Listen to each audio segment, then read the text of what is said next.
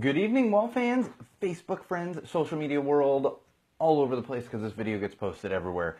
Welcome to episode 35 of Go Tell the Wall podcast. That's right, we are going live with episode 35 tonight because it is Thursday night. And what's Thursday night without a live feed of Go Tell the Wall podcast? Bridget is joining. As usual, our on-air producer will be here keeping me in line. We're going to need it tonight because I have entirely too much content. And as opposed to drinking one too many beers like I did for the Halloween episode, I didn't drink one too many beers, but I'm drinking beer that is entirely too strong to be drinking while recording a podcast. Just simple as that. What just happened? And something's happening with my GoPro. Let me mess with that here. But we are going live, episode 35, Go Tell It to the Wall podcast. I have a ridiculous amount of stuff. Oh, it's full. What are you going to do? Technology, always something. Anyway, we're going live in just a few minutes here, so stick around. I'll be checking on the comments and everything else, but we are going to be recording the entirety of episode 35 for Go Tell It to the Wall podcast. So let's kick things off. Thanks for joining.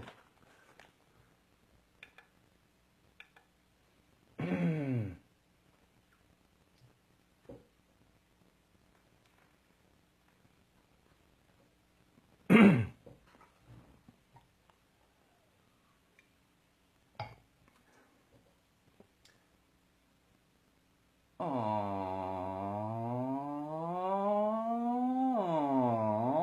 right, Wall fans, that's right. Welcome to episode 35 of Go Tell It to the Wall podcast. I am, as always, the one and only Sean O'Rourke coming at you with episode 35. That's right, episode 35. I guess you could call it a milestone. We're going to pretend it's not a milestone because there's been more than 35 actual episodes. And if you tuned in a couple weeks ago, we missed a week, had some scheduling conflicts, but if you tuned in Halloween week or downloaded the podcast, you know we did a little special edition Halloween episode of Go Tell It to the Wall podcast.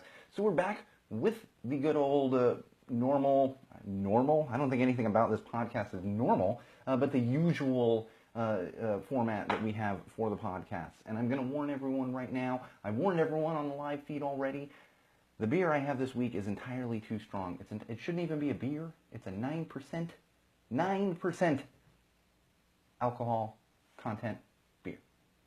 Way too high alcohol content for me to be drinking for a podcast.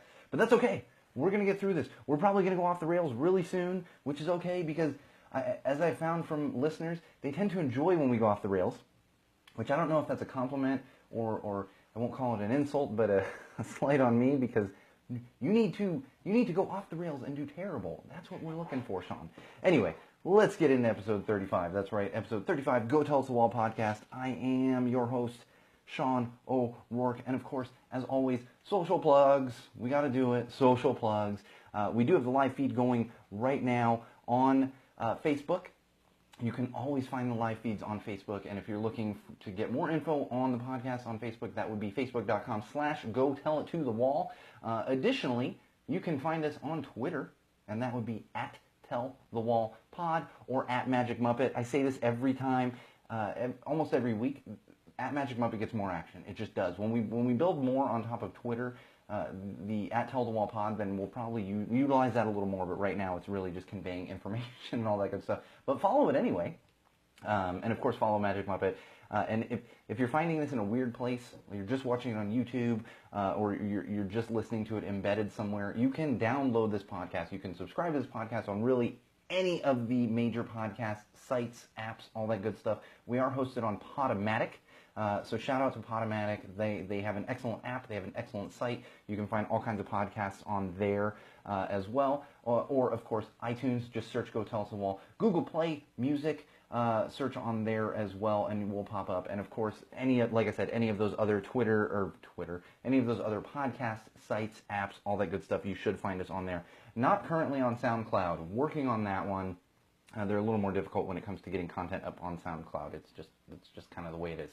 Yeah, we're not going to get into that because I tried to throw some stuff up on SoundCloud, and it was much more difficult than just parsing my feed out to everywhere else, which is what we usually do, and that's why you find the podcast popping up on like Podstitcher and all these other cool little apps and sites and that kind of stuff. Additionally, I have teased this a couple times. But I'm promising all of you out there right now, within the next week, within the next 7 days, we will finally launch SeanO'RourkeLive.com, which will absolutely be your central location for everything Go Tell It to the Wall, everything from the YouTube channel, everything that is becoming Go Tell It to the Baby, and all of our different interstitials that are going within the YouTube channel. Going to be central location for everything, as well as if you're looking to book me personally for live events now. If you're like a 17-year-old listening in the Midwest and really listening anywhere, and you're trying to book me for like your 17th birthday, probably can't afford it. But for those of you with major live events, you can book on there, and it's going to be central location for all of that great stuff. And of course, if you want to learn more about me personally, there will be some of that junk on there. But let's be honest, nobody wants to learn more about me personally. My wife doesn't even really care to learn that much more about me personally. I'm just kidding. She likes to know everything about me. So yeah, that's all the social plugs. And SeanO'RourkeLive.com. Coming soon. And we are working on the YouTube. All the videos are up there, but we're getting more and more content that's going to actually be up there. So for those of you that watch on the Facebook, or you know, you're part of the page, you're probably not going to actually watch these live feed videos on YouTube, but there will be additional content that Go Tell It to the Baby stuff that's going up there, hopefully in the next couple weeks. So keep an eye out for that as well. Lots of ways to connect, lots and lots of ways to connect. In fact, one of my good friends from college connected with me I think yesterday, sent a message to the page. So good news for those of you that know we drink a different beer every week. Well, I drink a different beer, and I post that beer so that anyone out there that wants to drink along with me can do so. Well, my good friend from college actually works for a beer distribution company, so he's going to send me some awesome craft beers. And he happens to be on the East Coast, which is awesome because you can get all kinds of West Coast craft beers out here, but a lot of times you can't find all these funky East Coast, lesser known craft beers and stuff. So we're going to hopefully have some awesome beers coming up here on the show over the next few episodes as well. So look forward to that. And one last thing on the opening, and I want to just spend a moment on this. We're recording this on Thursday, November 10th. So, Thursday, November 9th. Friday, November 10th is Veterans Day observed. That means that's the day that people that get Veterans Day off are getting that day off work. Saturday is Veterans Day. Now, we have literally run into some problems with the podcast and people thinking that the podcast and myself and anyone working on the podcast are unpatriotic. It has literally happened. I literally had a relative who was a veteran say, well, you don't care about me. Well, no. And for those of you that are new to the podcast, I'm referring to the racial injustice protests that were happening in the NFL. And I only bring this up because it's Veterans Day. And I'm actually going to bring it up again later in the show, but we're not going to harp on it like we have been. I've said my piece on it. It's all fine and done. I mean, it's going to come up here and there. Of course, it always does. But the part that kills me is people thinking I'm unpatriotic. And we're going to talk a little bit about a man named Vin Scully, who, if you're from LA or you're a Dodgers fan or you're familiar with the Dodgers, you know all about him. We're going to talk a little bit about him and how this has just been twisted. And so with Veterans Day being 2 days away, if you're just listening on this, the earliest you could listen to this is Friday, so it's honestly like the next day. And I want to talk about how important veterans are to me and how important they really are to this entire country. Now, I've mentioned plenty of times, the racial injustice protest has nothing to do with the military. Nothing whatsoever to do with the military. We are settled on that. If you still think it does, then that's really your problem to work out as far as I'm concerned. Because we have made it clear that it's not about the military or patriotism or anything else. And so when Veterans Day comes around, I think very clearly about those that have gone overseas, and really not even just anywhere, that have been in the military, have served in the military to protect our country. I knew at a young age I was not cut out for the military. I knew some guy in boot camp would have told me to drop and give him 25 push-ups, and I'd been like, I'm out. It's not for me. However, it is for many people. In fact, I have a cousin and a brother who both served proudly in the military. In fact, my brother was in the Marines, and then when 9/11 happened, he tried to go back into the Marines, and his CO, that's commanding officer, said, yeah, you have 3 kids. You don't need to go back into the military. So he went and joined the Army, Army Reserves, and then got himself back overseas as well. And same thing with my cousin Brad, who spent a couple of tours overseas. And these are two, now personally to me, these are two people that really love their country, and it wasn't about necessarily a flag, but it was about their mentality and what they could do. You know, I knew I couldn't do it. They knew they could do it. You know, and all of us in this country and really around the world, depending, or really whatever country you're in. Now, if you're in like North Korea, maybe you're not that grateful for the military, but in any free country, which fortunately, until the Orange Menace nukes us all, we're still a free country, you need to be thankful for the military and what they have done. In fact, there's a broadcaster here in Los Angeles. He's a sports broadcaster, and he's been very vocal. He's very progressive. He's been very vocal about the fact that it is a racial injustice protest. And every Memorial Day, he puts out a little meme that says, "Your day at the beach brought to you by their day at the beach," referring to the men who fought and died on D-Day. And I say men; it should be men and women, but at that time, I think it was only men fighting on the beaches at Normandy for D-Day. And these are all things that we need to keep in mind.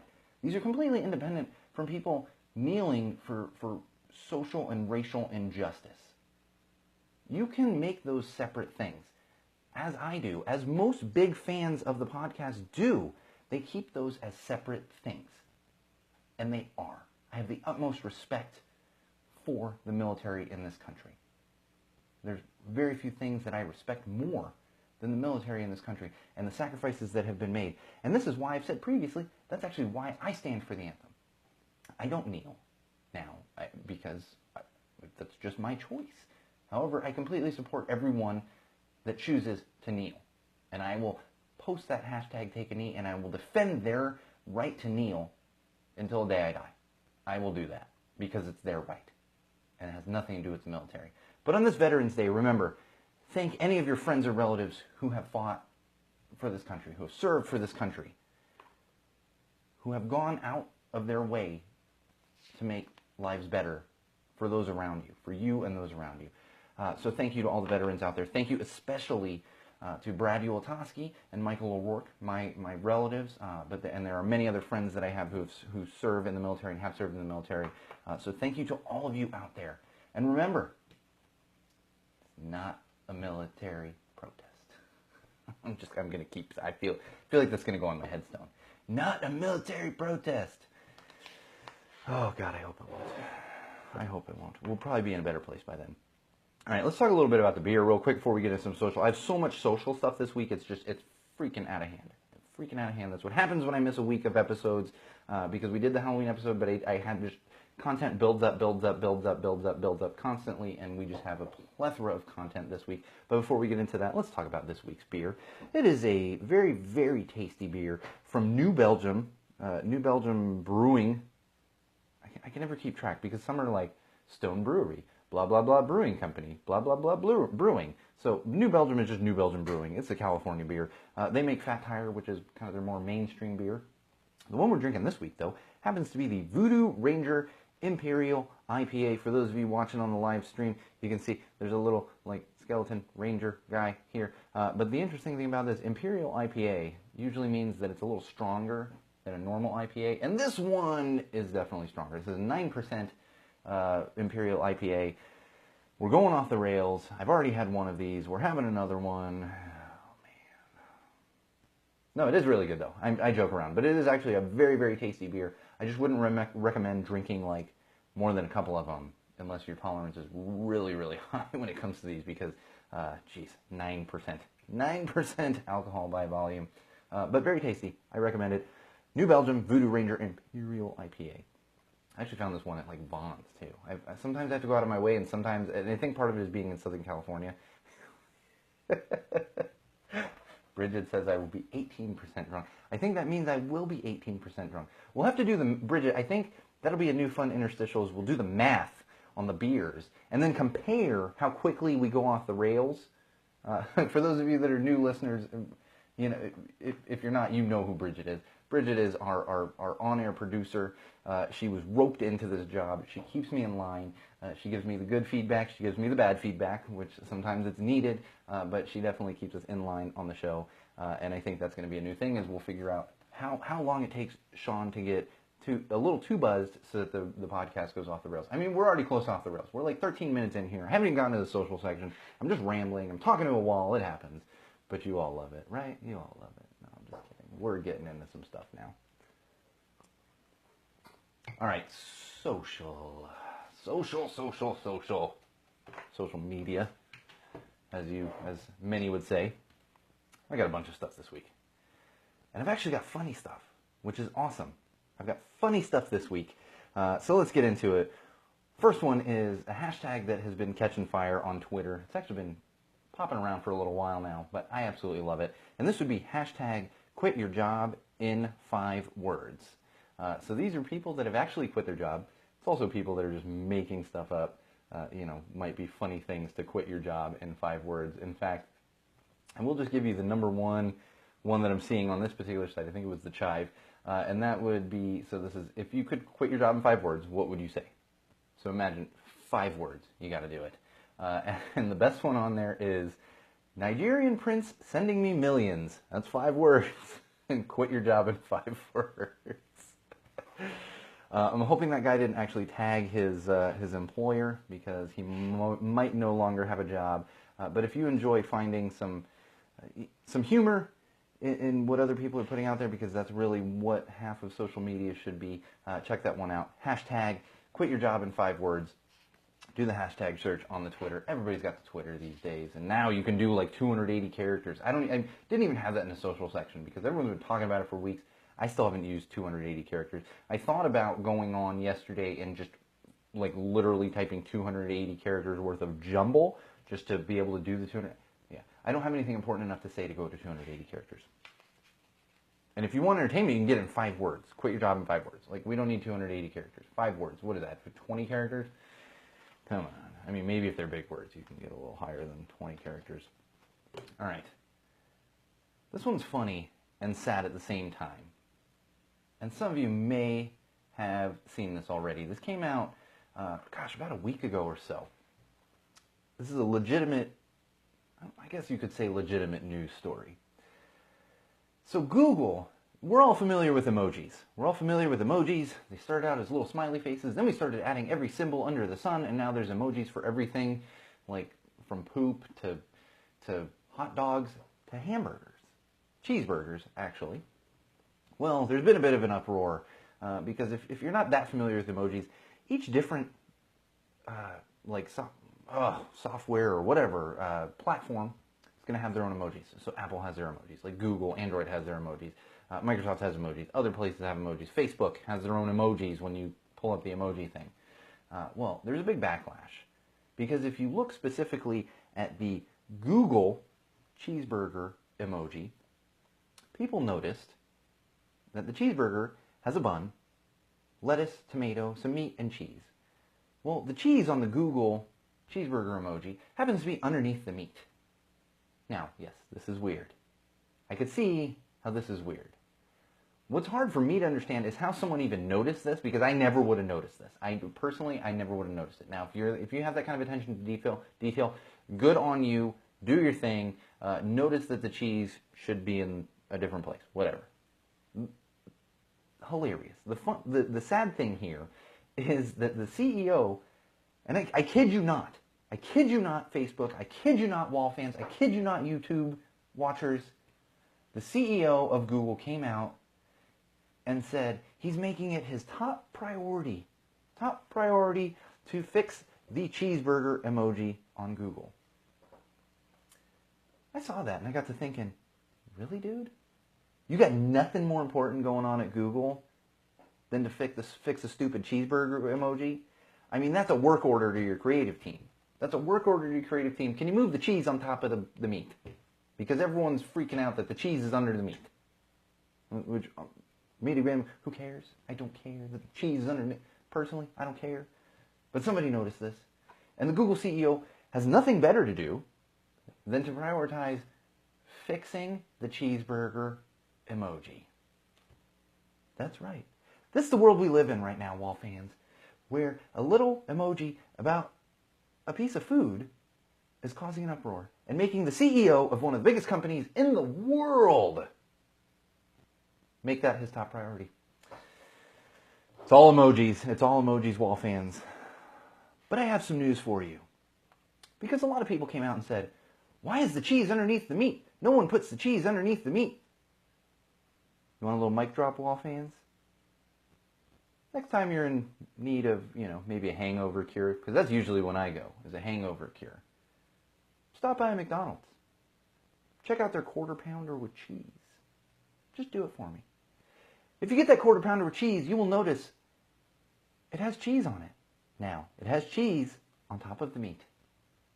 But it also has cheese underneath the meat on the bottom bun. So it's okay. It's okay, emoji users.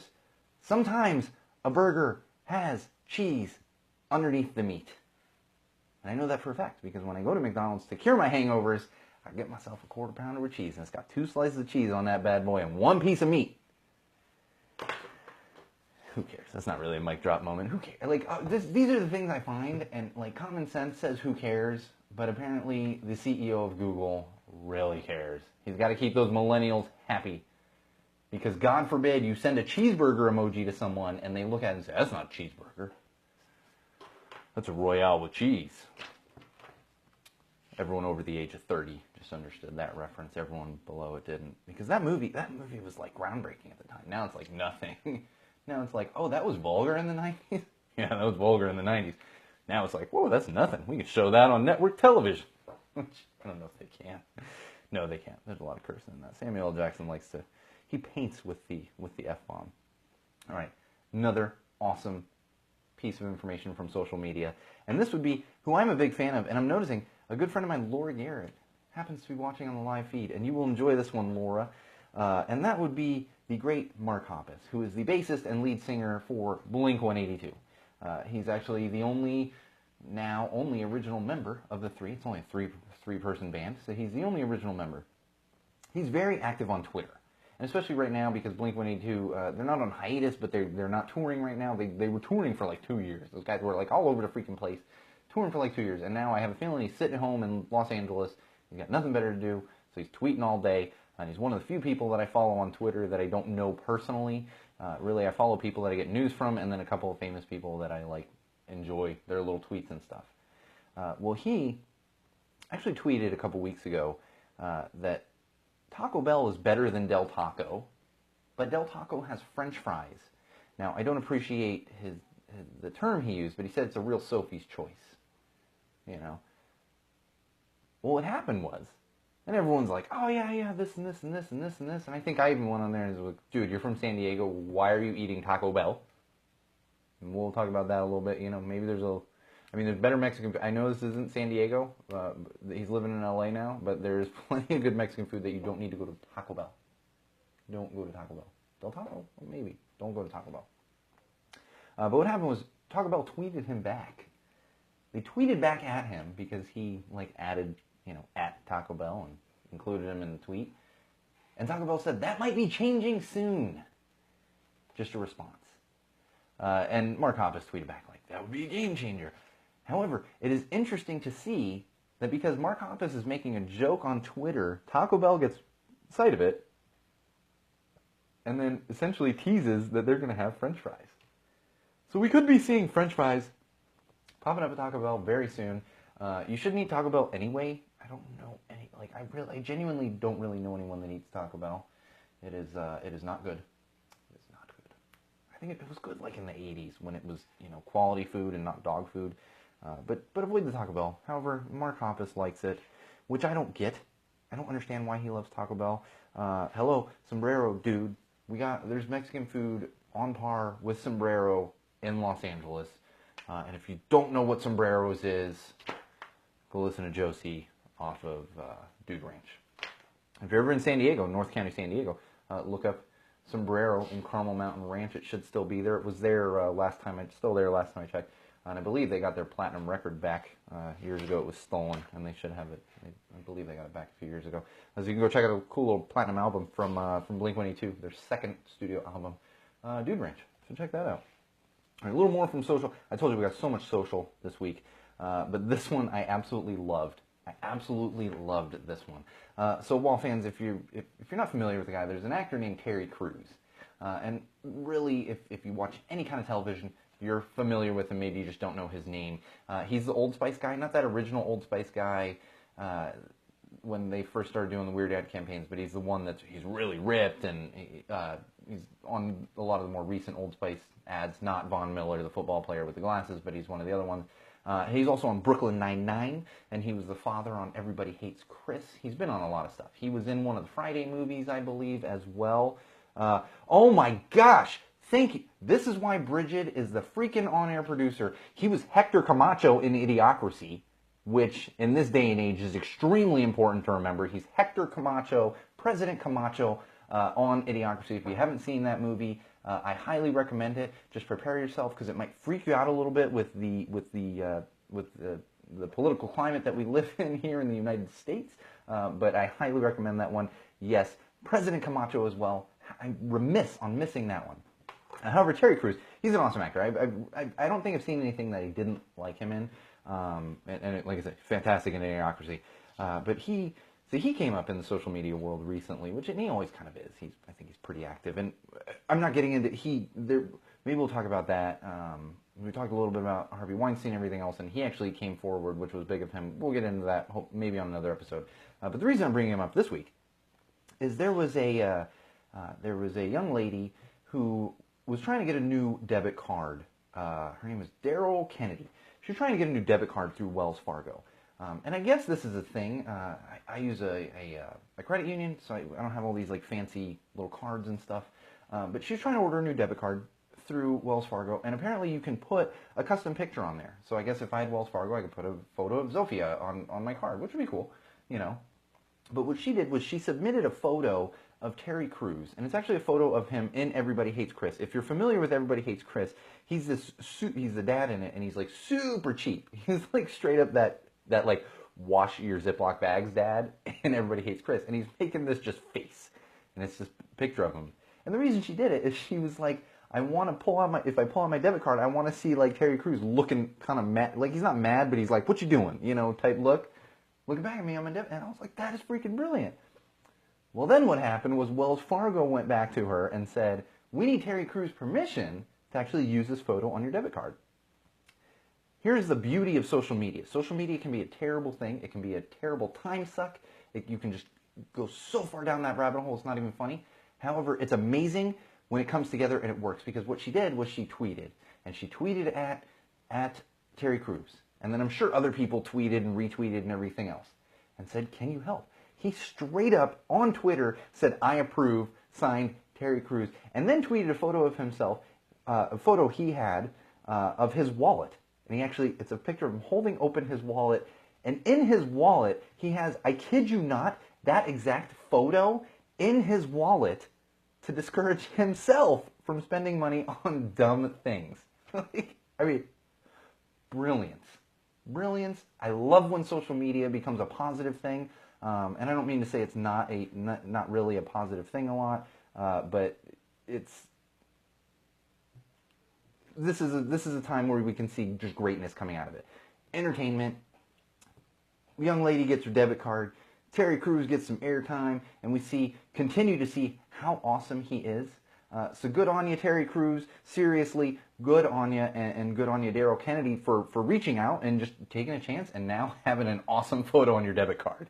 I think Wells Fargo should make this a regular photo. We might post this one on the Facebook page as well, or maybe tweet it. I don't know. We'll do something. I'll have somebody do something with it. I always say these things and then nothing happens. We'll get that one out there so you guys can actually see the photo, because it's freaking hilarious. And like I said, I think Wells Fargo should just add that to like their choices. And maybe even give them a little kickback, you know, like, because they could be like, we got to do this, and Terry Crews probably needed, and they will, we got this union minimum, all right, $5, okay, and I could see him doing that, which is amazing, because I love Terry Crews. I think he's great. President Camacho, and he's fantastic on Brooklyn Nine-Nine as well. So check out, if you're not watching Brooklyn Nine-Nine and you enjoy funny sitcoms, you're missing out on Brooklyn Nine-Nine, so check that one out as well. All right, I got two more for the social media section now that we have spent half the podcast on social media. Surprise, surprise, might be that 9% beer. I'm getting close to 18% drunk, as Bridget was saying. Let me just drink some more of it, too. That'll surely help the situation here is if I drink more of it. Another awesome thing I found on Twitter, and this was extra funny because they didn't announce this.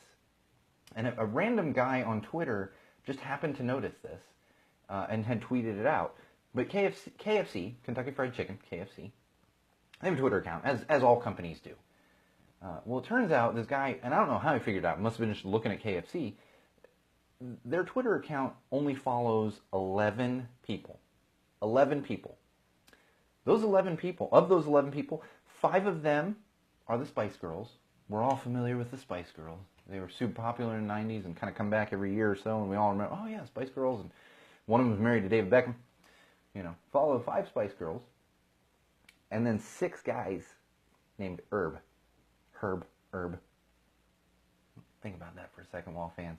Think about that for a second, Facebook live feed, and everyone else out there, wherever you're consuming this. The 5 Spice Girls and 6 guys named Herb.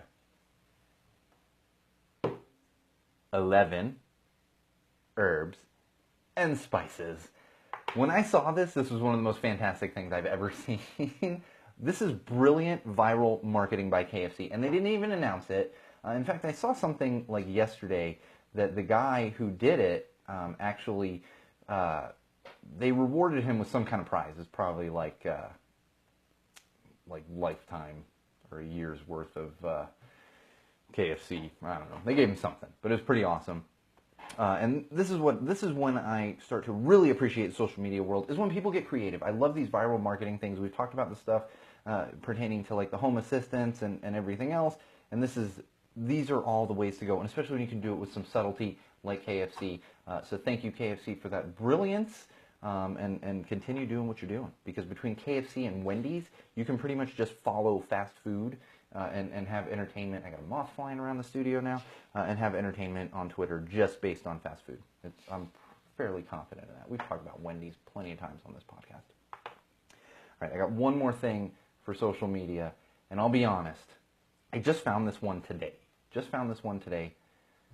So I don't really know how I feel about it, but I want to put it out there. So, Facebook is worldwide. But if you're familiar with Facebook, you know that they have individual Facebooks for like either each country or continent.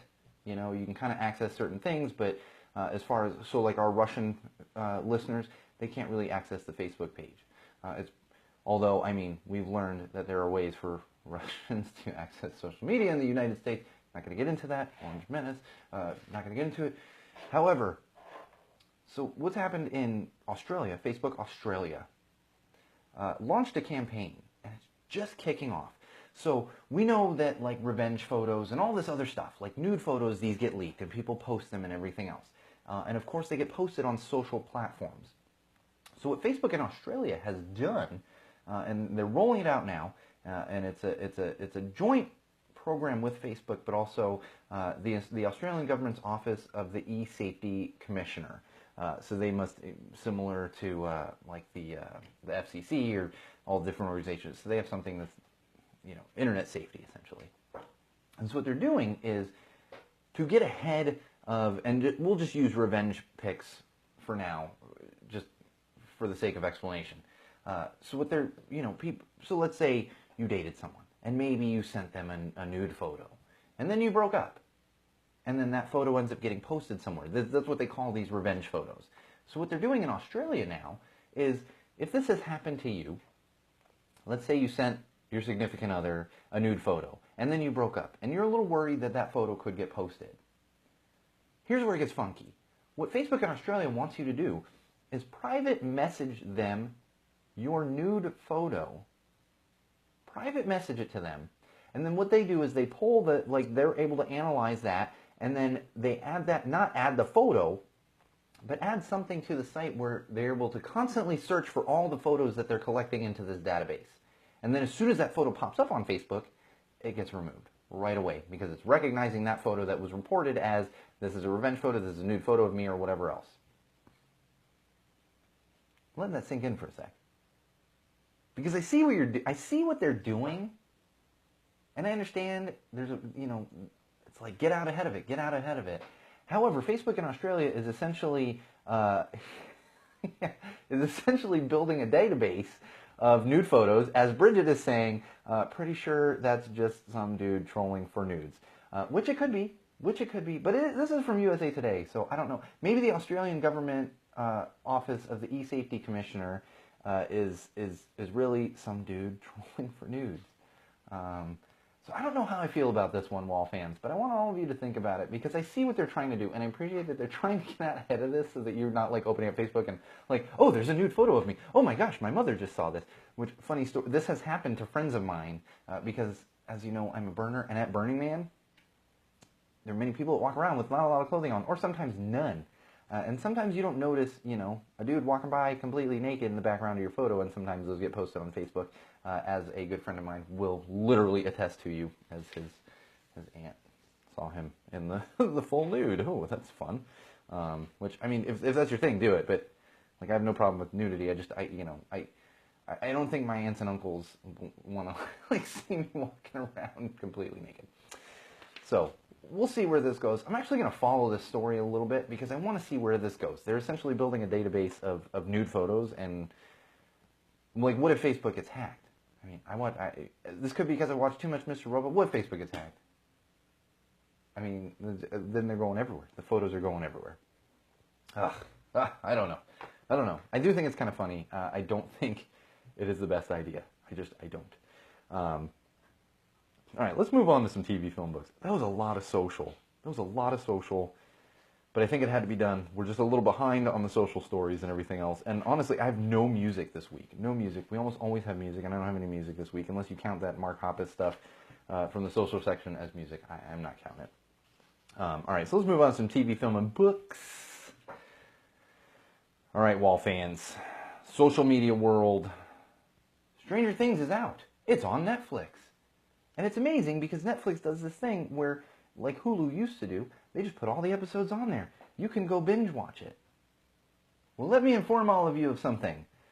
That's great if you're like 22 and all you do is go to your job and then come home and binge watch Netflix while you drink wine and eat popcorn all night. Some of us have children. Some of us have jobs. Some of us have responsibilities. Some of us don't have time to sit down and binge watch the entirety of Stranger Things 2. Do you know what I'm getting at here, Wall fans? Stop spoiling Stranger Things 2. Just stop. Stop. Stop spoiling it. Stop. The thing just came out. Just came out. Do you know how difficult it is? Bridget's on here. She's got 2 of them. You know how difficult it is to sit down and watch a TV show when you got kids at home? I got 1. She's going to turn 1 on Saturday. I got a 1-year-old. I can't imagine having 2 of them.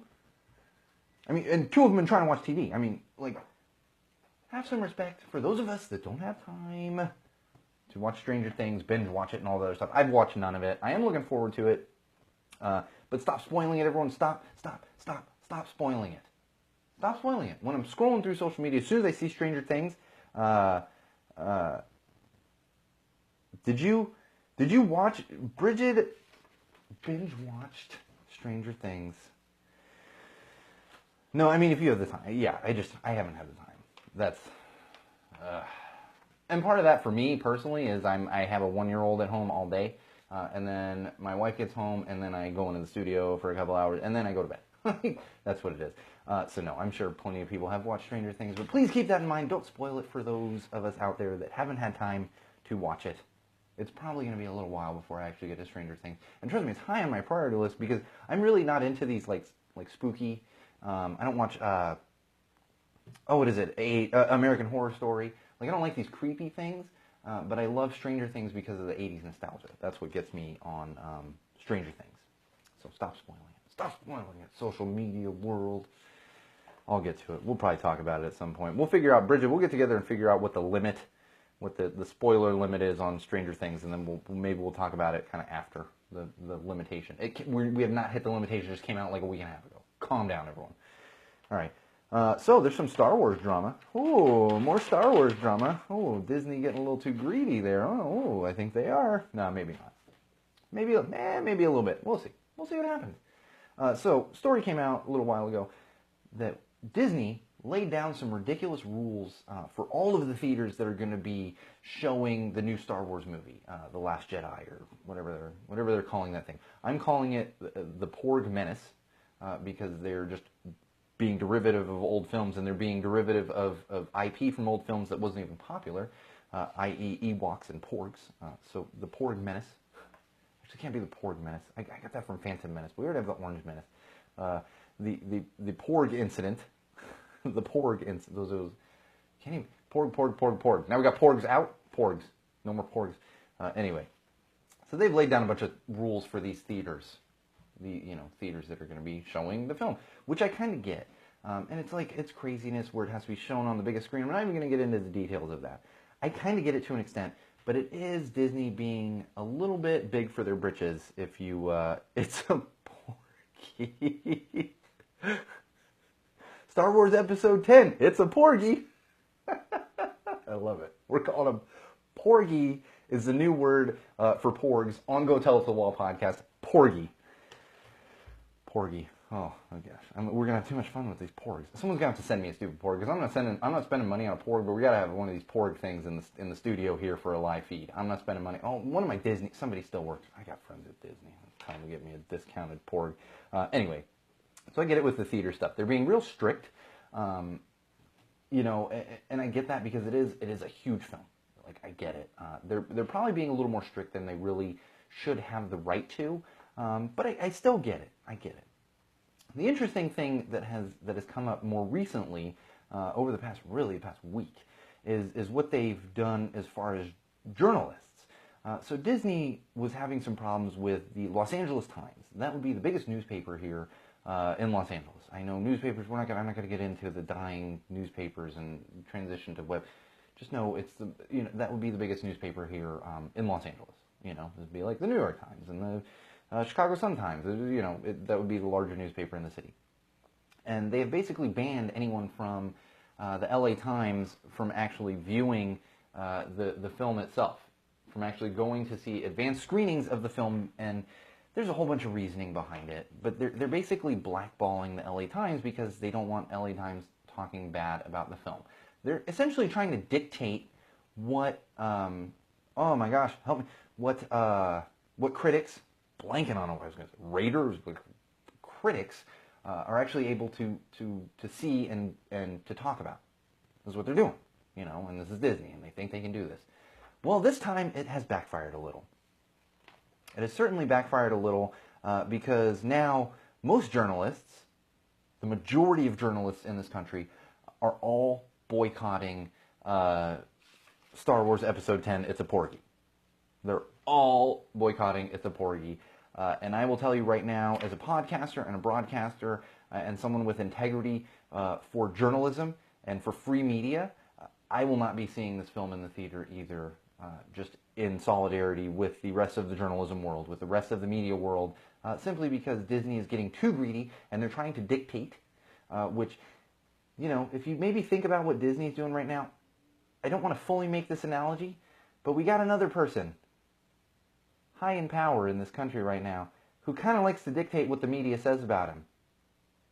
And if the media doesn't say the right things about him, he cuts them off. Well, Bob, and Disney, and Mickey, you're sounding a little bit too much like the Orange Menace right now. And maybe if all your films weren't just derivative of the other films, you wouldn't have to worry about bad press and bad criticism. Maybe put out quality films. Oh, it's a novel idea. It's a brilliant idea. Maybe not a bunch of, sequels for other movies that didn't do that well to begin with. Yeah, they're doing a sequel for Romeo and Juliet. Oh, you don't know what Romeo and Juliet is? Yeah, you probably shouldn't because it was a junk one-off movie that Disney did a few years ago. And the only reason I know what it is because I was working there at the time and I got the goddamn thing on Blu-ray in my collection right now.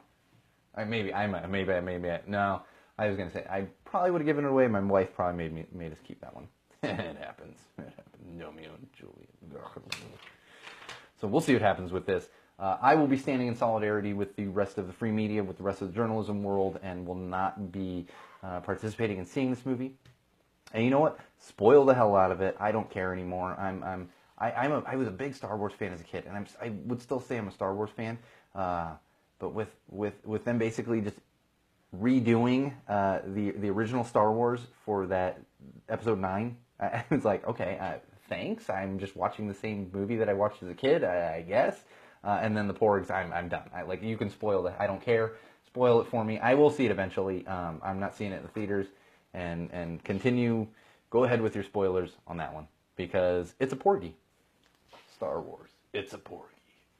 Gosh, there needs to be a spoof with the rolling credits, and it's just got a big porg. The porgy. I don't know. We'll see. All right, let's move along. Guess what we have this week? We got some style this week. Style. And you know what's awesome about style this week? Is because we don't have style very much. I used to do it a lot, and then I kind of got rid of it because we unveiled the hashtag Have Passion, and it was like, you know what, wear whatever you want. But the style segment comes back at times when we have stuff like thong jeans. I know Bridget went out and bought her thong jeans. She just doesn't want to admit it, but she told me privately. No, I'm just kidding. Bridget did not get the thong jeans. I mean, maybe she did. I don't know. Chris, maybe. I can see Chris wearing them. Chris is Bridget's husband. Now I'm just, see, we're off the rails. I'm messing around with Bridget. But the only time we bring back style is usually when it's something like ridiculous, like thong jeans, where, like, here's a piece of string. Wear this over your genitals. Like, huh, okay. But this week we have some good stuff. I actually have some awesome stuff for style. And the cool thing is, because it's my podcast, I get to talk about the style stuff that I think is cool. So many of you are probably not going to think it's cool, but guess what? I think it's cool. So the first one would be Vans. I'm a huge Vans fan. Huge Vans fan. I've worn Vans like almost my entire life. And if you ask my wife, I have a problem. If you open my closet, there are entirely too many pairs of Vans in there. And then if you open this closet, that's like, for those of you watching on the live feed, this is my studio closet right here. This isn't even my bedroom closet where I have my my St. Augustine High School sweatshirt hanging, which I will explain why that's hanging shortly as well. Yeah, there's actually a bunch of Vans in here as well. So I admittedly have a problem. But I love me some Vans. I love me some Vans. I got married in Vans. I put all of my groomsmen in Vans for the ceremony as well. Bought them all Vans because, you know, that's just how I roll. Not because I like to spend a bunch of money on Vans, but just because I wanted to have my entire groom's party in Vans, because that's just how I roll. Well, Vans came out with a new line. I don't want to call it a completely new line. They actually have a line of shoes called MTE, which is it's Mountain something edition, and these are kind of all-weather shoes that they do. So a lot of them are like high tops and stuff. I actually own a pair of MTEs from a couple years ago, all waterproof, high top, and they have like crazy grips. You can walk in the snow and all this other stuff. Well, they actually just put out a new line of MTEs, and they're called the Ultra Range. And I'll tell you, if you are a Vans fan, check these out. I actually really don't like wearing high tops. I love my low tops. I actually played high school basketball for the most, until I started spraining my ankle every 5 minutes. Played high school basketball in low tops for a long time as well, just because I prefer low tops. So most of these are high tops, but they are awesome, especially if you're a snowboarder or you're going out to, like, you know, lakes or out in the forest or that kind of stuff, you know, camping, any kind of stuff. Like, I use mine mine replace like traditional hiking boots. That's what I use mine for. And of course in the snow and the rain and everything else. So check those out, especially if you're a Vans fan, but just in general, if you're looking for like a new pair of boots, sneakers, like more comfortable boots, that's what these would be, because they're kind of like a cross between a sneaker and a boot. So check those out. Vans Ultra Range MTE. They look even better than my MTEs, which are like 2 or 3 years old, I think is when I got them. So they're just getting better and better and better. And on that same note, with Vans, and really for the winter season, which I'm in Southern California, so a lot of this like doesn't, like a lot of this stuff, it's like I got my snowshoes that I wear once a year. No, I mean, I wear them in the rain and other places as well. But along that same line, Vans has done a collaboration with the great company North Face. North Face, you should all be familiar with it. They make fantastic all-weather and winter coats and gear and equipment. I've got plenty of stuff from. I don't want to say plenty. I mean, I live in Southern California, so I don't have as much. I think if I lived in the Northeast or something, I'd probably have a lot more. You know, I got like a raincoat and some gloves and all that kind of good stuff. I think my snowboard jacket might be. I don't know. I can't keep track of that stuff. But they've done a collaboration with Vans, and it's all co-branded stuff. So if you go on, again, if you're interested in Vans, and I get to talk about this because it's my podcast and I like Vans, and I happen to really like North Face. They have some awesome jackets. They have some awesome all-weather shoes. So check that out as well. And they're co-branded with North Face. So you're talking. This is all stuff that they've collaborated on. So you're getting the high quality of Vans as well as the high quality of North Face. Which really, if you want to debate Vans with me, that's fine. You can't like and I love Vans. Like, you can debate quality with me, but I will say there's really no debating the high quality of North Face, because it's fantastic. I mean, it's fantastic products. Like North Face, Columbia, these are some of the few brands that you, like, if you get something, you know you're getting a good product, really. And this would be just two great products coming together. So check them out. I always recommend Vans to be, like, wear some damn Vans. If you don't like Vans, that's fine. You know, wear what you like. But again, it's my podcast. I can talk about it. And what do you know? We got one more thing for style. And guess what it is? More shoes. More shoes. But this one actually could have gone in TV, film, and books. And the reason is a new little announcement came out. I actually found this on GQ, which is funny. And that would be relating to Back to the Future, the original Back to the Future movie. Now, if you're not familiar with Back to the Future at all, maybe you don't know, but in Back to the Future 2, when they go into the future, Marty McFly, Michael J. Fox, he gets these shoes from the future. Doc Brown, who's the other main character of the film, of the trilogy, gives him these auto-lacing shoes. They were called the Nike Mags, and they were branded Nike even in the film. Nike, years and years and years and years ago, kind of did some, and they did these special editions. Then, like, 2015. It would have been 2015 because it was right around the actual, like, date of Back to the Future 2, which was October 15th, 2015. October something. It's October. Oh, I can't remember. I was working at Universal at the time, too. So anyway, they did these a couple years ago. Well, a kind of overlooked aspect of the original film was Doc Brown, who is, again, the other main character, Christopher Lloyd, as the actor's name, in the film. At the very beginning of the first film, he's wearing his big jumpsuit, but he's also wearing these Nike Vandals boots, which these are going to be similar to, like, the Nike Mags. They're high top, and they're not really boots, but they're kind of booty. And Nike announced that they're going to be releasing these Vandals. They're going to be releasing the Vandals, matching Doc Brown's shoes from the original movie. And I saw a picture on GQ, and they're actually pretty awesome. Again, I'm not a huge high top fan, but these are just, sometimes you just got to be like, all right, like, I see why those are dope. You know, like, I could probably have me some orangish brown high top Nikes. I'm kind of down with that. We'll see. We'll see how much they come out at. Actually, we've got it here, $90. $90. That's actually not bad for a pair of Nikes. I mean, I've seen some $500, $600, $700 Nikes. So, thank you, Chris. Chris had the Back to the Futures October 21st, 2015. Keep that in mind. Which I think we talked about that. Oh, I talked about it when the Cubs won the World Series, because and I still say Back to the Future 2 correctly predicted the World Series for the Cubs in 2016. Now, they predicted it as 2015. The kicker here is that movie was made in 1985. So, they were off by a year with the year of when the Cubs won the World Series. But a little known fact, well known if you're a baseball fan, in 1994, Major League Baseball went on strike, and they didn't have a World Series champion that year. So yes, the year was off by 1 year. However, the amount of World Series championship winning teams between when the movie came out and when the Cubs won the World Series, exactly as they predicted in the movie. Exactly. Because yes, it's a year later, but we didn't have a winner in 94. So 94's winner to 95, 95 to 96, blah, blah, blah, blah, blah, blah. Now, I'm reaching, Wall fans, but I swear by it. I swear by it. I swear by it. And let's move along. You know what? Speaking of that, let's move along to a little bit of sports. A little bit of sports here. I got two really important things, and I'm probably going to talk about this first one quite a bit more.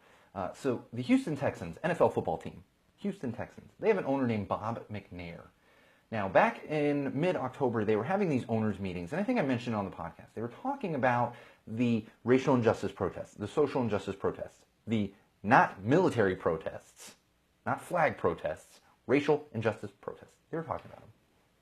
Well, a quote came out a couple weeks after that from the owner of the Houston Texans, and that quote was, "We can't let the inmates run the asylum," referring to the players in the NFL.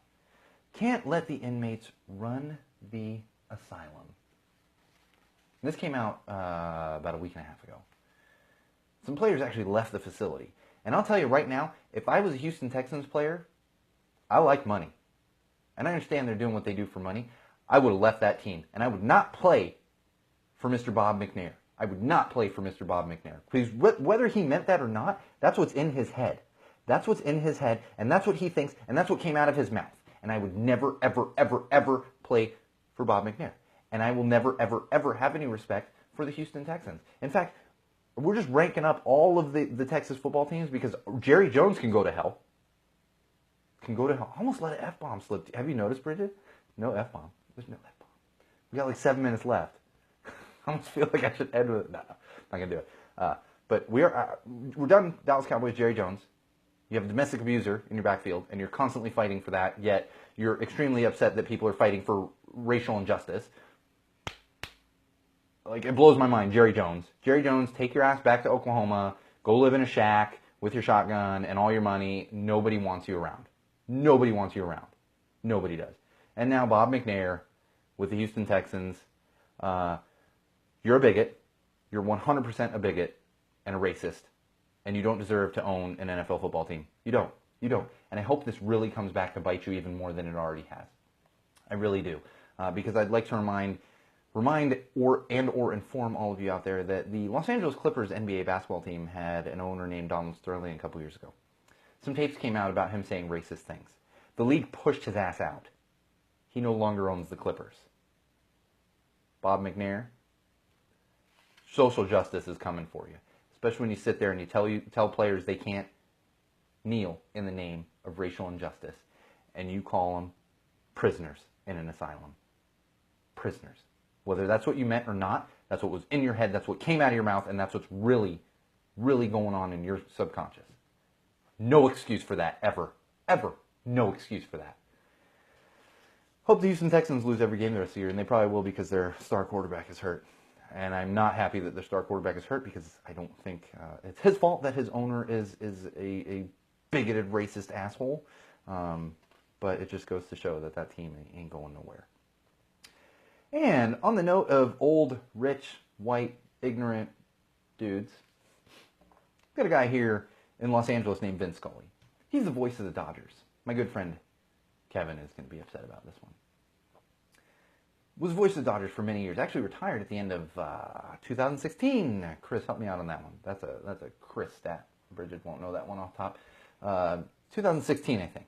15 or 16. Retired. And he was a fantastic guy. One of these fantastic human beings. Everyone loved him. He's really went like a 60-year career of not ruffling any feathers or anything else. Well, he was at an event about a week ago.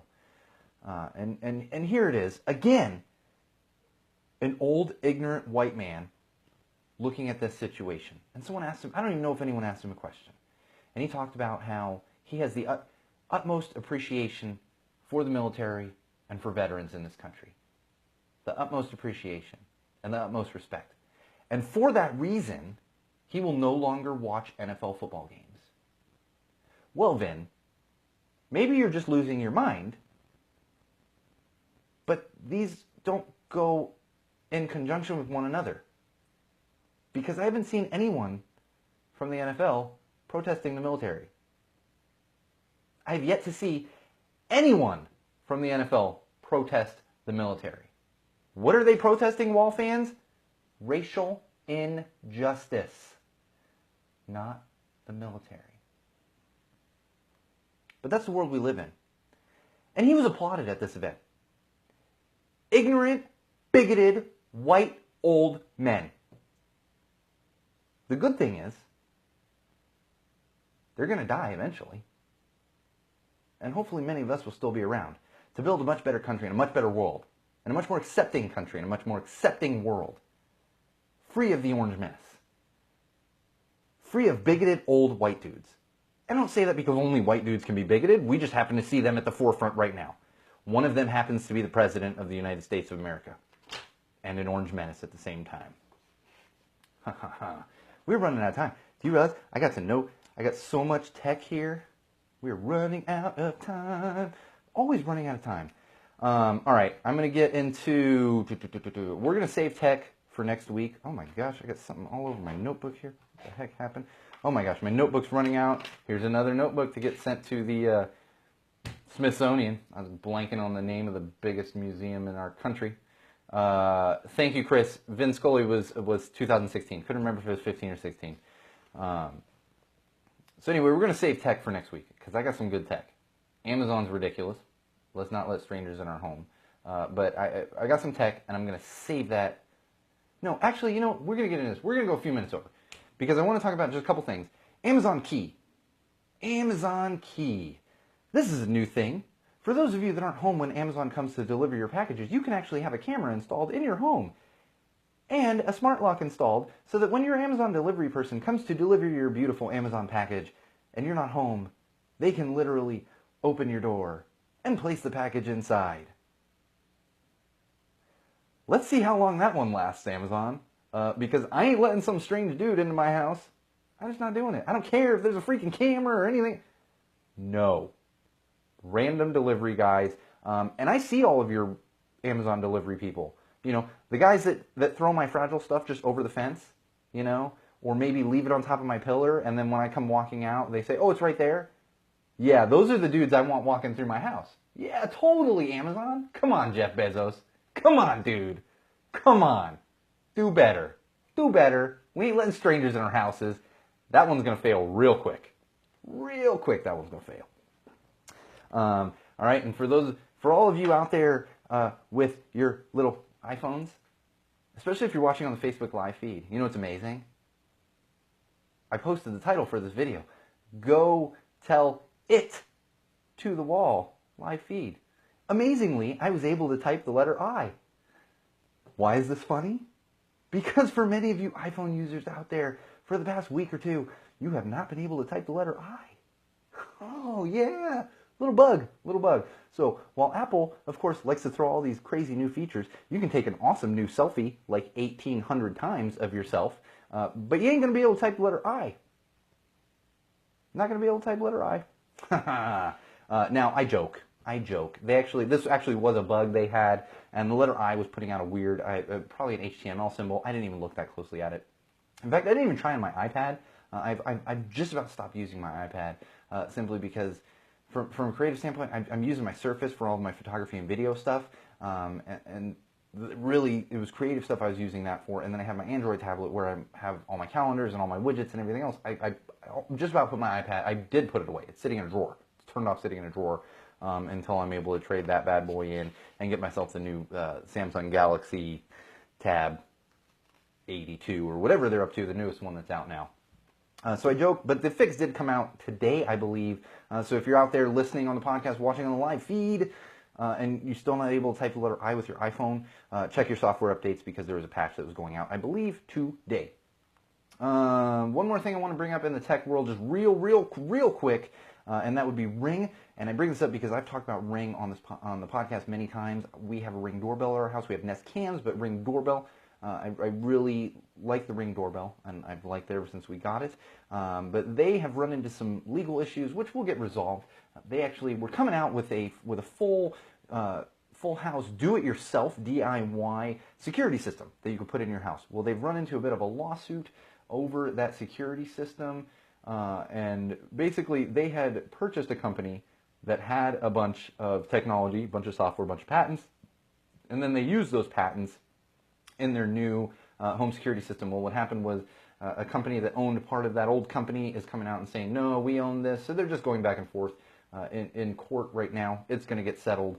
But if you were out there looking for the Ring security system, not the Ring doorbell or the Ring cameras, I believe those are still out there. But if you're looking for the Ring security system, they're not actually allowed to sell it right now. Again, that's going to get resolved. We're all good. It'll get resolved. No worries, no harm done, but just keep in mind if you're looking for it. And I bring that up because I've talked about Ring many times on the podcast as well. All right, I'm going to save this one.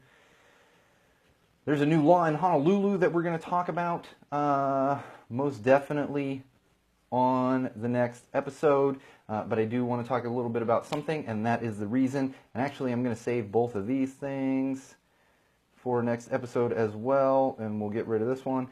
So I have this little St. Augustine High School hoodie sweatshirt, and I'm trying to hit my mic and also show the live feed people my STA on here. I hung that up for two reasons. We'll go with the lighthearted reason first. So last Friday, Now I went to St. Augustine High School in San Diego, and for those of you that aren't familiar with private prep schools and stuff, you tend to have a little more pride in it like you do your colleges. You know, not to say that you can't have pride in like your public high school, but a lot of people look at me weird and they're like, really? You still kind of know what's going on? And it's like, yeah, well, I've got friends that coach there, you know, guys I graduated with that literally coach there, and a lot of alumni that do events and all this other stuff. Well, last Friday, they had in San Diego what's called the Holy Bowl. And this is just a name they gave to it. St. Augustine High School is a Catholic Augustinian high school. There's another high school down there called Cathedral High School. Used to be called University of San Diego High School, UNI. This also happens to be the high school that Luke Walton, the coach of the Los Angeles Lakers, went to. Well, they had this Holy Bowl last Friday. This is when St. Augustine or Saints plays Cathedral, UNI. They're called UNI. They changed their frickin' name years ago because we used to have a little chant at Saints. And everyone would yell, 1, 2, 3, UNI. They changed their name because of us. Anyway, they make that joke. Holy Bowl, last Friday. Final score. St. Augustine 45, Cathedral 6. Sorry, Luke. I know you're a little busy with your Lakers and stuff, but maybe next year, Cathedral. Now, on a serious note, I bring this up because this came out a couple weeks ago out of San Diego. I believe it was Fox News that picked it up out of San Diego. Don't usually watch a lot of Fox News. There was a parent at Cathedral High School that was busted. Oh, busted. Sleeping with underage student? No. Cheating on her husband with a teacher? No. Cathedral Catholic High School, this parent from Cathedral Catholic High School was arrested and charged with the sale and possession of illegal drugs and controlled substances. I'm not going to get into all the details. This mother from Cathedral Catholic High School decided that it would be entrepreneurial of her to sell marijuana and prescription drugs to the students of Cathedral Catholic High School in San Diego. I'm joking about this a little bit, but it's also very serious. Because this is an example of where even in a very somewhat wealthy, very affluent community, Cathedral High School, you have to have money to go there. It costs $20,000 a year to go to St. Augustine High School. I'm assuming Cathedral is about the same because when I went to high school, it was like $5,000 a year, and uni was the same. Not cheap. So even in a very affluent, somewhat wealthy area where Cathedral is, and everyone going there and everything else, you actually have to have you need to maintain a certain grade to even you have to be accepted to these private high schools. You know, you take an entrance exam, and they look at your grades from freaking middle school. This is prep schools in San Diego. Now, of course, you can still get in. Luke Walton was an idiot. He got in because he could play ball. Anyway, goes to show how this can still happen anywhere. So be aware of what your kids are doing, and be aware of what other parents are doing. Now, don't get all involved in their lives, but be aware, because this can happen anywhere. Can happen anywhere. Anywhere. And I chuckle a little because Cathedral Catholic High School. And talk about like another thing to make fun of them for. And it's not a joke because the giving of drugs, but it's just like, really, lady? Really? Like, this is what you're doing, huh? Okay. And she was totally busted by undercover cops. That's the amazing thing about it as well. All right. We're over time here, which I knew we would be. I knew we'd be over the time. I just knew it was going to happen. Too strong a beer this week. Voodoo Ranger Imperial IPA. It's good stuff, though. And as my shirt this week says, for those of you that are just listening on the podcast, we did go over time by about 8 minutes. It's going to end up being 10 minutes by the time I stop. But there are no mistakes. Just happy accidents. That's one problem with Facebook is they reverse everything because they like to mirror it, and that way they can kind of own everything. But we're going to continue doing the live feeds on Facebook simply because that's where the biggest fan base is. And all the other interstitial stuff will go up on YouTube. Again, no mistakes, just happy accidents. And this is a happy accident that we got 10 minutes over. And I do need to give a big shout out to some people. I mean, Bridget and Chris have really been helping me during shows and between shows very much and have been very supportive. And I know I gave them both thank yous for the anniversary show, but I need to give them a big thank you tonight as well because I don't want to get into it. It's been a rough go of it the past few weeks, We've had some scheduling conflicts, and just everything is just very much up in the air and crazy right now. And with their help, I've been able to get into the studio tonight to get a new episode going, to do the live feeds, and of course with them feeding me all that information. And additionally, I'm not even going to throw out names on this one, but over the past couple weeks, I got a couple really, really big, noteworthy endorsements. Not something. Again, I'm not going to give out exact names, but pretty big, noteworthy endorsements that have helped to keep me motivated, knowing that we are heading in the right direction as well. So thank you to those of you. You know who you are because I know you listen.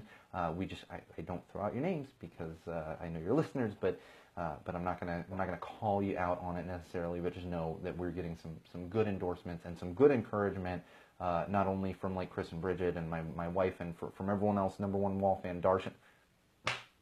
Number one Wall fan Darshan's slacking. She might be losing that status. If Kevin was on tonight, Kevin might be overtaking as number one Wall fan, but he's not on here either. But Darshan is slacking. Number one Wall fan Darshan, you better be back soon. But again, thank you to all of you. I appreciate that you all listen. I appreciate you all sharing. Make sure you share. Share on social media, share all over the place. Tell your friends, tell your grandparents. I was actually talking to my mother the other night, and she was like, "Oh, I was going to tell such and such about your podcast." And I was like, it's like, and she's like, "No, I'm telling them." And I was like, "Okay, tell the right people, because Orange Menace fans ain't gonna love my podcast." But share, tell your friends, all that good stuff, and check out the YouTube. Check out the Facebook, facebook.com/GoTellUsTheWall. Check out Twitter, @TellTheWallPod, @MagicMuppet. And of course, I promised it. You can hold me to it. Bridget is going to hold me to it. Within the next week, the launch of SeanO'RourkeLive.com. So keep an eye out for that as well. As always, Wall fans, thank you for being here. This has been episode 35 of Go Tell Us The Wall podcast. Episode 35. And we will be back next week with a live feed, barring any scheduling conflicts or blackouts or anything, with a live feed, new episode 36, and of course, always contact us. Hit me up on the Facebook page, hit me up on the Twitter. We're working on getting these interstitials out, so hopefully some of that stuff can come out over the next week or so as well. But that's gonna do it. That's episode 35. That's it. We're done. Oh wait. Oh no. One more thing. Always have passion, Wall fans. Always have passion. And remember, no matter what you do, no matter where you go, no matter who you meet, no matter why you do it, always use common sense. Oh wait, I don't want to freeze yet. Where's my stop? All right, Wall fans, Facebook friends, thank you for joining. I really appreciate it. We had people coming in and out. Thank you, Chris and Bridget, as always, for feeding me that information, keeping me in line. It was a difficult one because there's just too much content. When I miss a week, and I essentially missed 2 weeks because we did the Halloween episode, but like content just builds up. And this was just one of those weeks where there's just too much content to get through. Pushing some of that to next week as well. And of course, there will be all kinds of new stuff. I'm sure the Orange Menace will do something stupid that we can talk about. Some NFL owner will probably be super racist again. There's always content. Disney will probably sue someone for doing something weird with a porgy. I don't know. We'll see. You never know. Never know what a new day brings. Happy Veterans Day to everyone. Seriously, when you're out this weekend, if you run into a veteran or you have a veteran in your life, a friend, family, whatever it is, shake their hand. Just thank them for what they do. And if you're at a restaurant and you have the money to spend, buy them a meal. These, as much as we talk about how it's a racial injustice protest and everything else, we at Go Tell Us The Wall love the military. We understand how important the military is. We just don't like when it gets convoluted with other stuff, like protesting racial injustice. But shake a veteran's hand, buy him a meal, tell him thank you, do what you can. And if you somehow run into me this weekend, congratulate me because my daughter is turning 1 on Saturday on Veterans Day, 11/11, and we made it through 1 year. 1 year, and she's still alive. And kicking, and going strong. And now climbing and doing all kinds of crazy stuff. On that note, go tell us the baby. coming up soon on YouTube. I've already created it. I just got to get all the content like distributed up there and all that good stuff. So keep an eye out for that as well. And as always, thank you for joining. Remember, this weekend when you're thanking those veterans, thank them with passion. And when you're posting stuff, use that hashtag have passion. And of course, always, always, always do it with common sense. And here is the Bridget freeze frame